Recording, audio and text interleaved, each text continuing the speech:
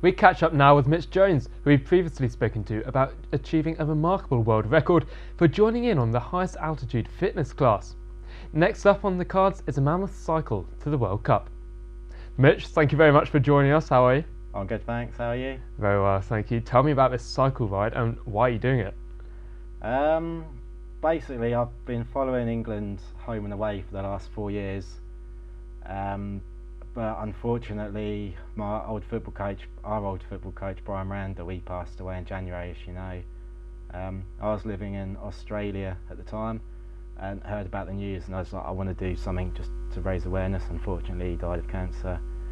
Just do something for him in his memory, and I thought, let's cycle to the World Cup for Cancer Research UK and in Brian's memory. Where are you leaving? Where are you leaving from? And so we're going to cycle to Fratton Park on the 24th of May. My football team, Brian's football team, just a warm up from Emsworth to there and back.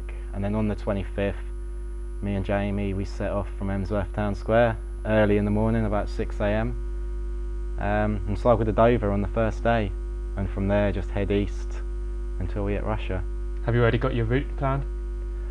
As much as we can. So I've done long distance cycles before. I've done from here to Oslo, and I had a plan for that before I set off, and that plan went out the window after the first day. So I'm well aware that until you're actually out on the road with the weather conditions and just the weather in general, you don't know what you're going to do, what's going to happen. So we're just going to take it a day at a time. The first day, definitely get to Dover, and the next day just head to Berlin, because that's where Jamie lives, so we've got a place to stay there, and from there we've got various places to stay in Ukraine, so we're going to head for there, but just basically head in the direction that the sun rises in the east. And So aside from your places in Ukraine and Berlin, where else are you going to be staying for accommodation?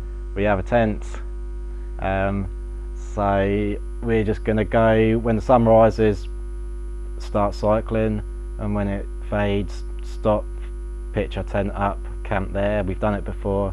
Me and the same guy drove to Mongolia, exactly the same, just drive until the sun goes down, find somewhere to pitch your tent, sleep in it, and then go again the next day. So how much of a slog is it going to be? Are you going to take your time with it, or are you under actually quite tight deadlines for matches?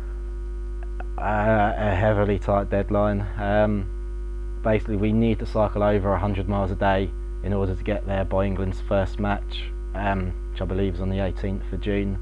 It does give us 24 days to do it, and we might do it, we might not. If it happens, it happens. But we've got match tickets, so we're banking on it happening. And what about the World Cup? Have you been to one before?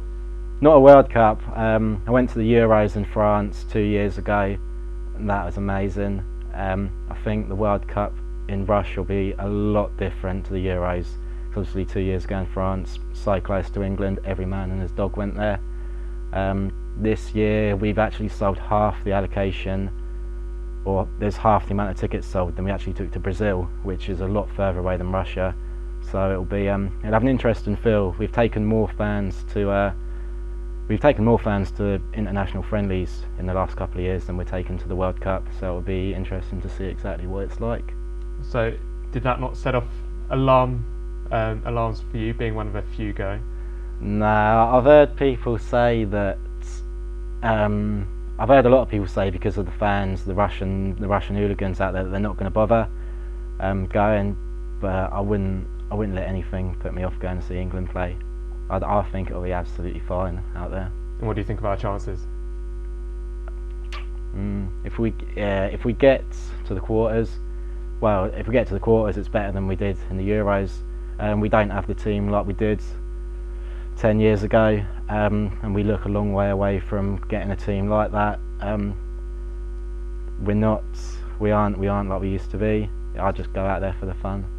Quarterfinals definitely. Semi-finals would be an absolute bonus and a win-win.